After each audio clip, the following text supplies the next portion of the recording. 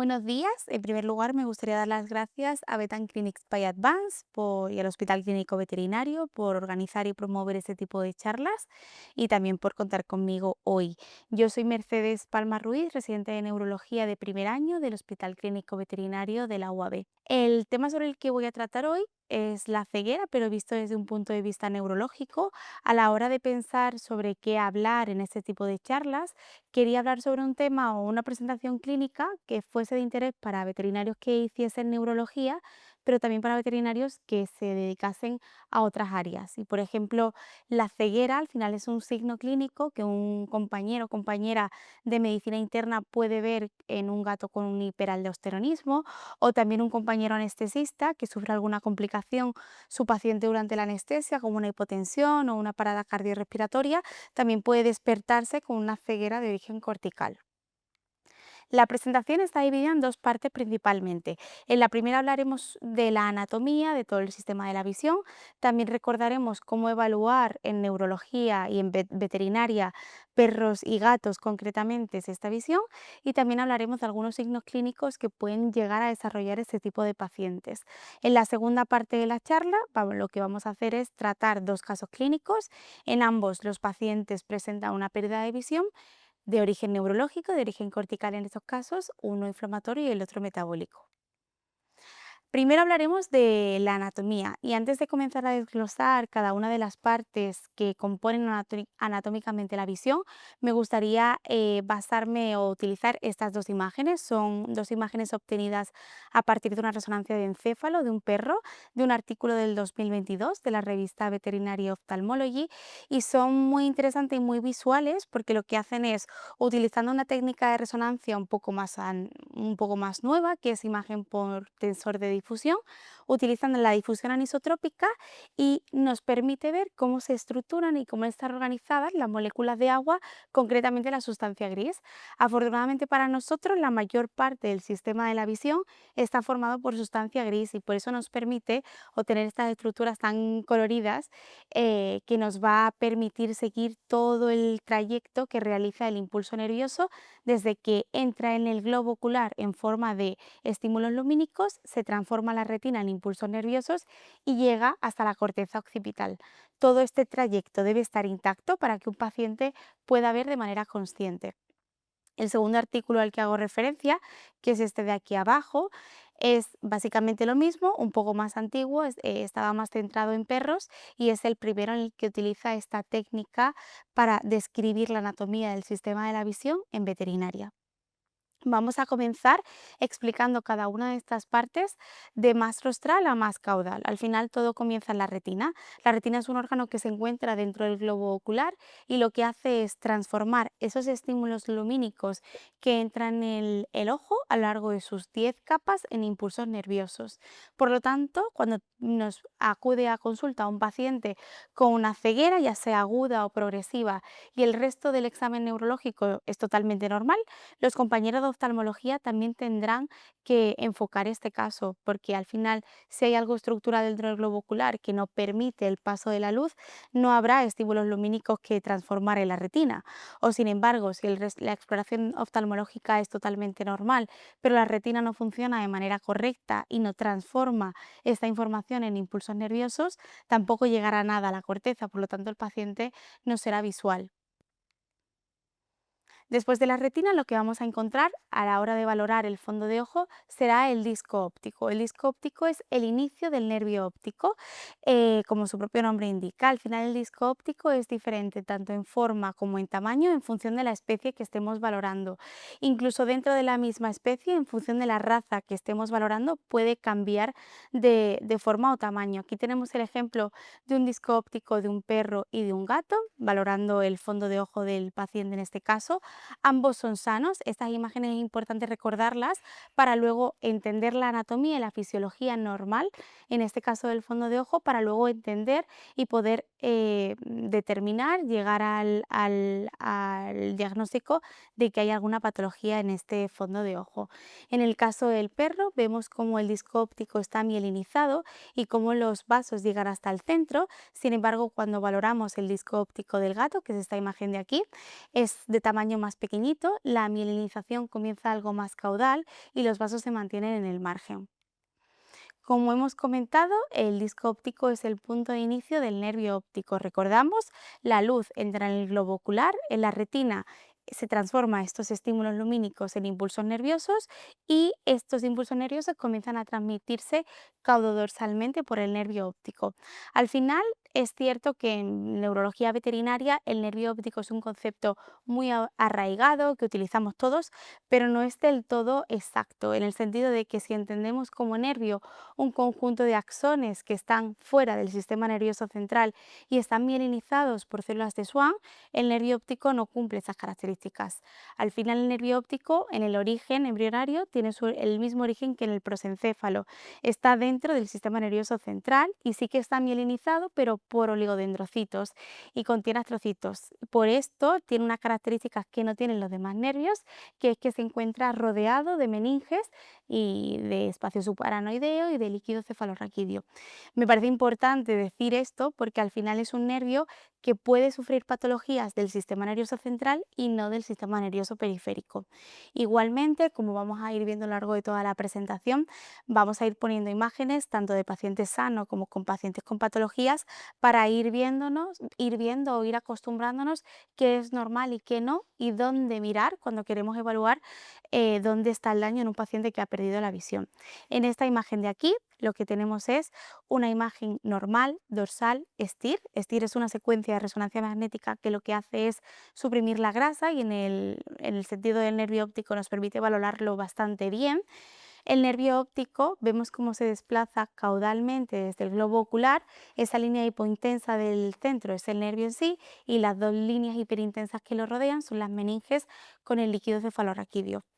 La imagen que tenemos al otro lado es un meningioma afectando al nervio óptico. Es un ejemplo de cómo enfermedades del sistema nervioso central, en este caso un meningioma, que es un tumor primario del sistema nervioso central, pueden aparecer también asociados al nervio óptico.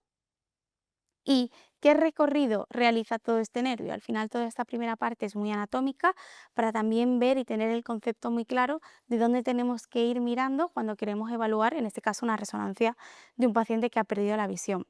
Hemos cogido el esquema del que hablamos al principio y hemos hecho uno para que sea más visual todo lo que vamos a ir explicando. Entonces el nervio óptico se desplaza caudodorsalmente desde el globo ocular, está rodeado por toda la musculatura periorbitaria y entra dentro del cráneo a través del canal óptico que se encuentra en el hueso presfenoides. Aquí entra por aquí y se une al quiasma óptico, que está representado en rosa. El quiasma, como veis, se encuentra ventral y rostral al hipotálamo y se encuentra rostral a la hipófisis. ¿Por qué es importante esto? Si, por ejemplo, tuviésemos un tumor hipofisario, un tumor en base del cráneo de gran tamaño, podría comprimir este quiasma óptico y producir que el paciente no viese y el origen sería central. Es cierto que hablaremos de casos clínicos, perdón.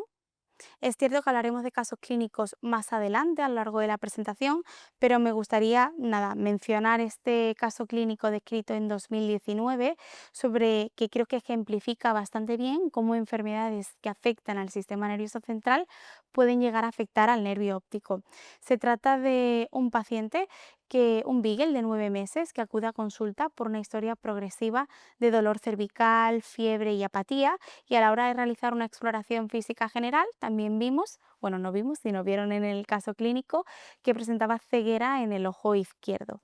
El servicio de oftalmología valoró al paciente, no encontró nada que justificase que ese ojo no viese y después el servicio de neurología llegó al diagnóstico de que el paciente presentaba una steroid responsive, una meningitis arteritis que responde a cortisona. Esto se trata de una enfermedad inflamatoria del sistema nervioso central, es la más común en pacientes jóvenes de razas medianas medianas grandes, los Beagle están predispuestos entre ellas y al final se trata de una enfermedad inmunomediada que tiene una especial predilección por las meninges cervicales.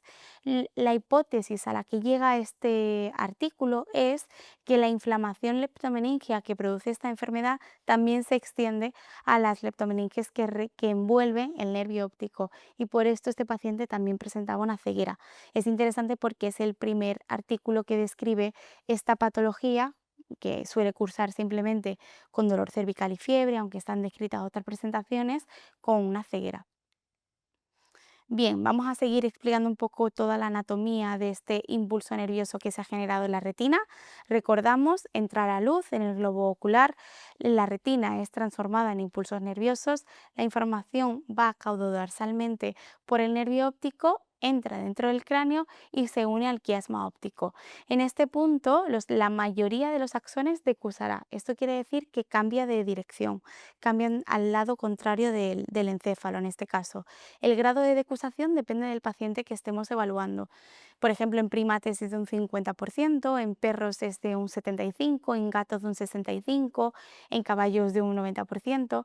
Entonces, desde un punto de vista funcional, los axones que decusarán serán los que provienen de las células ganglionares más nasales, más mediales de la retina, mientras que los que permanecen en el mismo lado provienen de las células ganglionares más laterales de esta retina. Esa información luego se transporta por los tractos ópticos, la mayoría de los axones, un 80%, seguirá dorsalmente por aquí a través de las radiaciones ópticas y se integrará en la corteza occipital visual.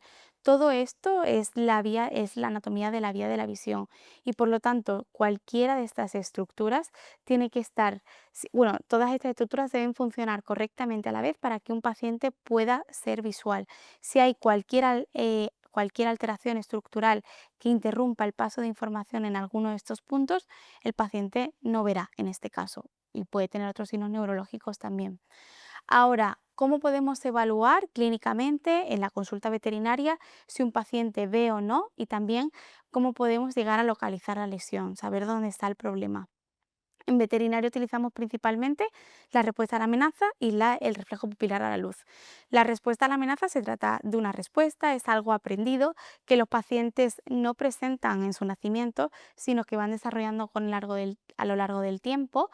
Dependiendo de la especie que estemos evaluando, igual aparece a una edad o a otra. Por ejemplo, en potros y en terneros puede aparecer a partir de la primera o segunda semana de edad, mientras que en cachorros de perros y gatos aparece a partir de la 10ª, 12ª semana de edad. La respuesta a amenaza básicamente consiste en realizar un gesto amenazante sobre un ojo mientras tapamos el ojo contralateral y queremos evaluar viendo si ante ese gesto amenazante el paciente parpadea. Es importante no generar turbulencias de aire que puedan activar el reflejo palpebral o el reflejo corneal, que nos podría dar error a la hora de evaluar ese tipo de respuesta, y también valorar si el paciente no presenta una parálisis facial, porque en este aspecto no podría pestañear. Aquí lo que esperamos, si el paciente sí que ve a pesar de no poder pestañear, es que retraiga algo el globo ocular y protruya un poco la membrana nictitante. La vía de la amenaza se trata de una vía compleja, de una vía muy larga, que suele ser tediosa de aprender cuando no estás acostumbrado y no la revisas todos los días. Aquí os he dejado un esquema con todos los puntos. Lo que me parece importante o esquemático es ser conscientes de que cuando estamos evaluando la amenaza, estamos evaluando ipsilateralmente del ojo que valoramos, la retina, el nervio óptico, el cerebelo, el tronco del céfalo y el nervio facial, y contralateralmente el prosencéfalo. En ciertos pacientes, como los gatos, evaluar la respuesta a la amenaza no es del todo objetivo, ya que son pacientes que se estresan bastante en consulta y pueden no llegar a hacerla sin tener ningún problema en la visión. Este artículo, que es del 2019 de la revista Journal of Feline Medicine and Surgery, lo que hace es comparar o valorar 50 gatos sanos y se le realiza la respuesta a la amenaza de 3 maneras diferentes. Desde detrás del paciente sin tapar ninguno de los ojos, delante del paciente sin tapar ninguno de los dos ojos o delante del paciente tapando uno de los ojos. Y llega a la conclusión de que los pacientes realizan la respuesta a la amenaza de una manera más completa cuando no se tapan ninguno de los ojos, que hasta un 40% de los pacientes de este estudio no realiza la respuesta a la amenaza cuando tapamos alguno de los ojos y que la manera más eficiente de valorar la respuesta a la amenaza es desde atrás del paciente, en gatos, desde atrás del paciente sin tapar ninguno de los dos ojos. La otra manera que tenemos de evaluar la visión en los pacientes en veterinaria es utilizando el reflejo pupilar a la luz. Básicamente ponemos un foco de luz más intensa sobre el ojo y esperamos que haya una contracción pupilar. Aquí también hay un esquema con una visión dorsal y una visión sagital de un encéfalo que nos permite ver toda la vía de este reflejo.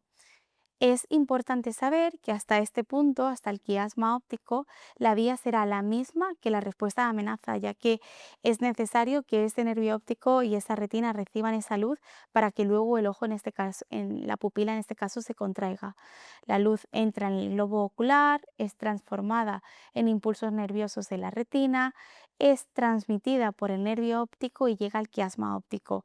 En este punto, que lo vemos aquí mejor, en este corte sagital, que la mayoría de los axones, un 80%, se iría caudodorsalmente hasta la corteza occipital para realizar la respuesta de amenaza, hay un 20% de axones que se dirige caudalmente hacia el tronco de encéfalo, concretamente a los núcleos pretectales que se encuentran en el mesencéfalo rostral. De aquí recordar que estamos en el otro lado del cerebro, volvemos a cambiar de lado y se integra toda la información en los núcleos parasimpáticos del oculomotor. Por aquí el nervio oculomotor transmitirá la información que llegará al ganglio ciliar y el nervio ciliar corto será el que se encargue de inervar la musculatura que contraiga esta pupila. En estos dos esquemas lo que estamos haciendo es comparar la respuesta a la amenaza y el reflejo pupilar a la luz, que nos va a ayudar a luego localizar la lesión de una manera más correcta. Como veis, la vía es la misma, lo que acabamos de explicar, hasta el quiasma óptico, incluso en función de la bibliografía que leáis, hasta la parte más rostral de los tractos ópticos. Por lo tanto, si tenemos un paciente que presenta una ceguera con una respuesta a la amenaza y ausencia de reflejos pupilares a la luz, la lesión estará rostral al quiasma óptico, bien en la retina, bien en el nervio óptico o bien en el propio quiasma. Y también otra cosa que quería destacar de esta diapositiva es recordar que el 80% de los axones que recogen esa información del nervio óptico estarán esforzándose y estarán implicados en realizar la respuesta a la amenaza, mientras que solamente un 20 lo hará en realizar el reflejo pupilar a la luz, por lo que si tenemos una lesión del nervio óptico pero no completa, podríamos tener reflejo pupilar. Y luego, antes de empezar a hablar de los casos clínicos, quería hablar sobre este signo clínico. Realmente es un signo clínico poco frecuente, se llama fenómeno de Skeyman-Bielczewski. Es un movimiento del ojo benigno, monocular o binocular, que puede, aquí tenemos el vídeo, que puede ser constante o intermitente y que desarrollan los pacientes a largo plazo después de haber perdido la vista. Esta pérdida de visión no tiene por qué haber sido completa, puede ser parcial y tampoco tiene por qué ser de origen congénito, puede ser adquirido a lo largo de su vida. El fenómeno de Heyman-Bielczewski se ha descrito en literatura veterinaria con otros nombres como Wandering Nystagmus o Searching Nystagmus y también está descrito en pacientes rumiantes, potros que son ciegos de nacimiento y desarrollan con el paso del tiempo este tipo de movimiento ocular. El vídeo corresponde a un caso clínico descrito, es un case report que es interesante porque está asociado el movimiento solamente a uno de los ojos. Describe la presentación de un Cocker Spaniel de 6 años que acude a una primera visita de neurología porque sus tutores refieren que presenta un movimiento del ojo anormal ocasionalmente. Describen que es como si flotase. Los compañeros, al realizar la exploración física, consideran que necesita una exploración, una valoración oftalmológica y se llega a la conclusión de que ese paciente presenta una ceguera en ese ojo izquierdo por una catarata congénita.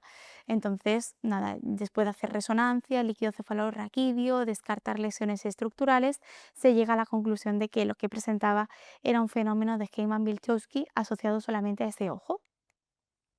Y ahora es cuando vamos a hablar de los de dos casos clínicos.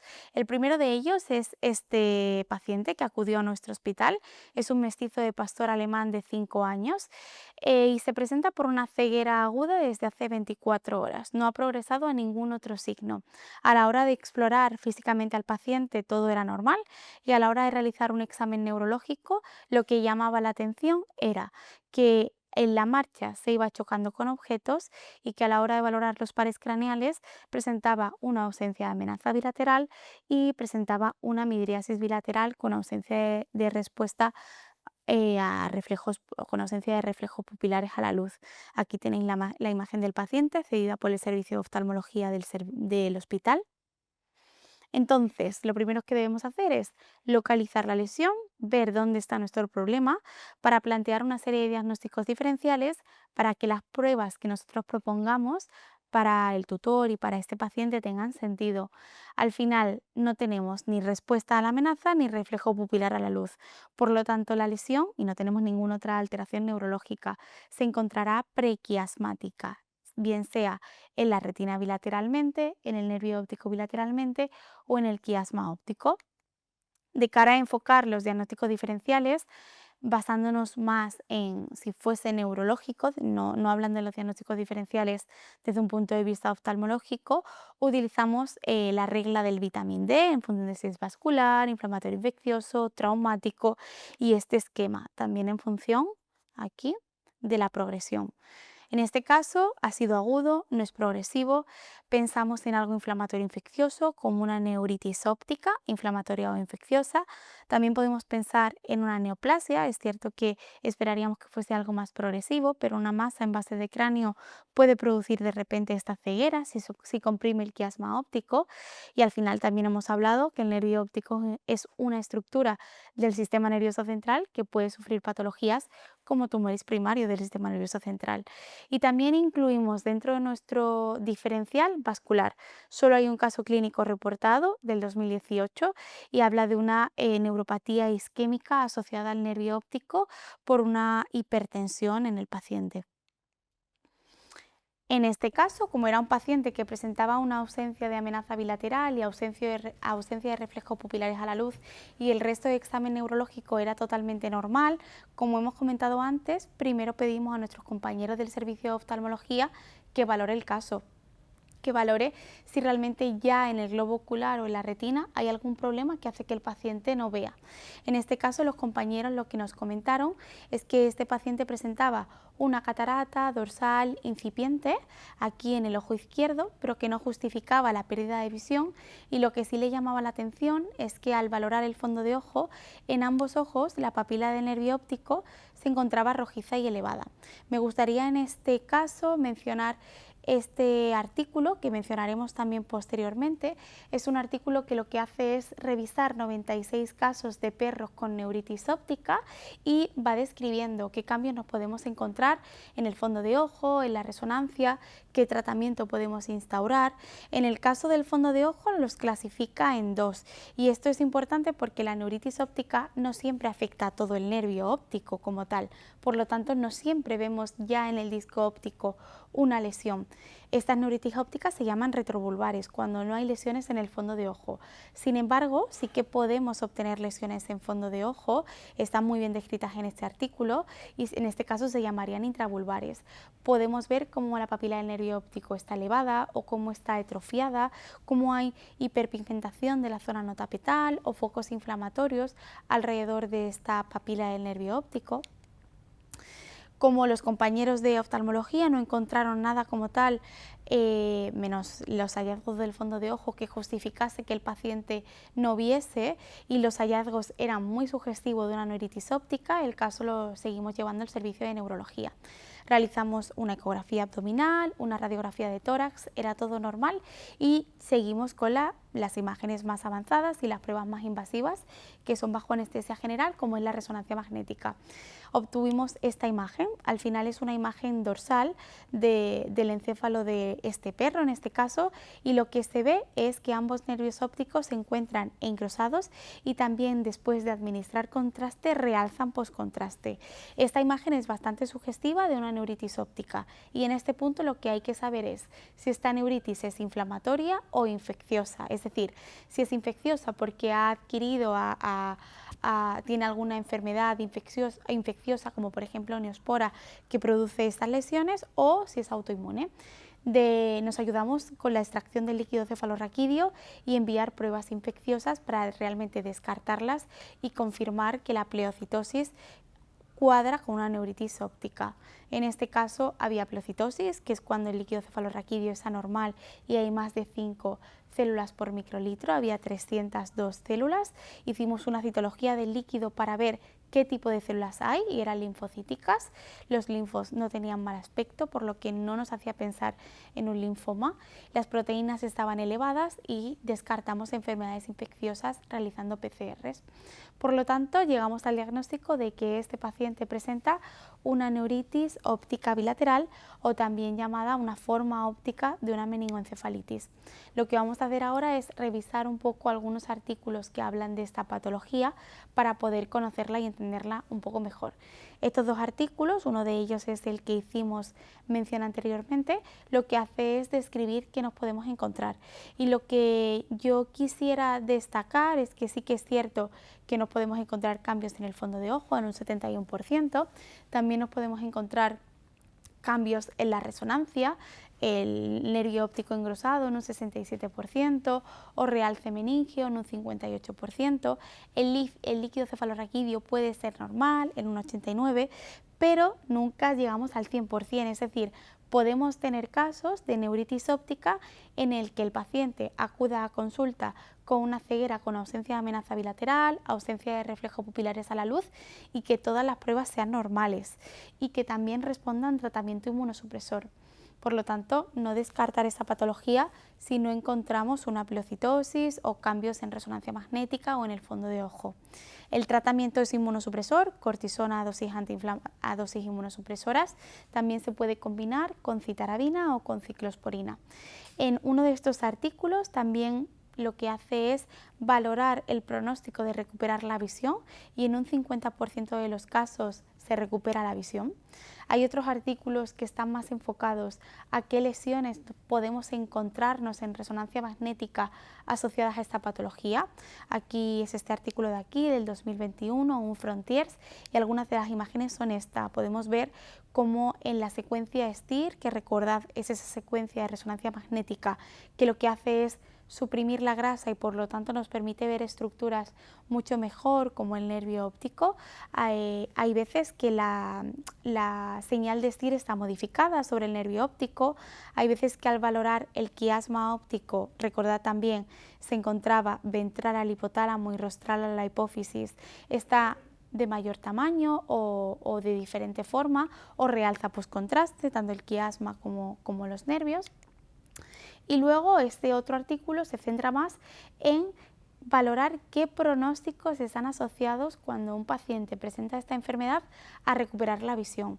En este caso, que son 26 perros, el pronóstico es algo peor. Recordad, en el anterior artículo un 50% de los pacientes recuperaba la visión. En este caso solamente un 23% recupera completamente la visión y se ve que tener a la hora de valorar reflejo pupilar a la luz, tener una pleocitosis baja o un recuento celular bajo o nulo, ser de edad joven o no tener lesiones en fondo de ojo está asociado a recuperar la visión. Y realmente tiene sentido porque al final, si recordáis, el 80% de los axones de este nervio óptico estaban enfocados en realizar la respuesta a la amenaza, pero solamente un 20% en realizar el reflejo pupilar a la luz. Por lo tanto, si tenemos un paciente con una ceguera, pero que permanece ese reflejo pupilar, significa que el nervio óptico no está dañado en su totalidad. Por lo tanto, hemos cogido la enfermedad a tiempo y tenemos algo más de posibilidades de que el paciente sea visual después de instaurar el tratamiento. El segundo caso clínico, que no es un caso clínico como tal, sino un ejemplo de cómo una enfermedad metabólica puede llegar a producir ceguera, es la deficiencia de tiamina. La deficiencia de tiamina es una enfermedad que yo creo es muy conocida en gatos y también es muy conocida por provocar signos neurológicos concretos como convulsiones, signos vestibulares, ventroflexión, pero también nos podemos encontrar un paciente que presente pérdida de visión acompañado de otros signos. ¿Por qué? Pues porque la deficiencia de tiamina produce unas lesiones concretas en el núcleo geniculado lateral o en el núcleo parasimpático del oculomotor que produce esta midriasis o esta ausencia de la amenaza. Ahora lo explicaremos un poco mejor. Con esta diapositiva yo quería dejar o plantear dos cosas y dejarlas algo más claras. La primera es por qué un paciente puede llegar a tener deficiencia de tiamina y la segunda, por qué la deficiencia de tiamina produce signos neurológicos y además signos neurológicos tan concretos. La primera, es cierto también que la deficiencia de tiamina es muy conocida en gatos, pero también la podemos encontrar en perros, solo que los gatos tienen una necesidad de tiamina, un requerimiento de tiamina 3 veces mayor que los perros, por eso son más propensos a su deficiencia. ¿Y por qué podemos tener deficiencia de tiamina? Al final, tanto los perros como los gatos producen tiamina de manera endógena, pero esta producción no es suficiente. También son capaces de acumularla, pero la acumulación tampoco, este reservorio tampoco es suficiente. Por lo tanto, necesitan de un aporte externo en la dieta. Puede ser que la deficiencia de tiamina sea secundaria a que ese aporte externo no sea suficiente, pero también puede ser por ingerir pescado crudo que contiene tiaminasa y por lo tanto elimina la tiamina.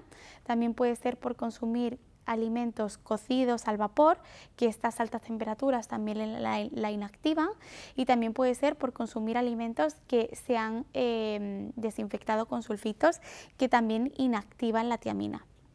Lo que ocurre básicamente por esto. ¿Y por qué la tiamina produce una sintomatología neurológica tan específica? Siguiendo este esquema, el paciente toma tiamina en la dieta, también tiene un aporte endógeno de tiamina. Esta tiamina se absorbe en el sistema digestivo y se transforma en su forma fosforilada, transmitiéndose por todo el torrente sanguíneo. Entonces la tiamina, que también se conoce como vitamina B1, tiene un papel fundamental a la hora de metabolizar carbohidratos, por lo tanto un papel fundamental a la hora de producir ATP, a la hora de producir energía.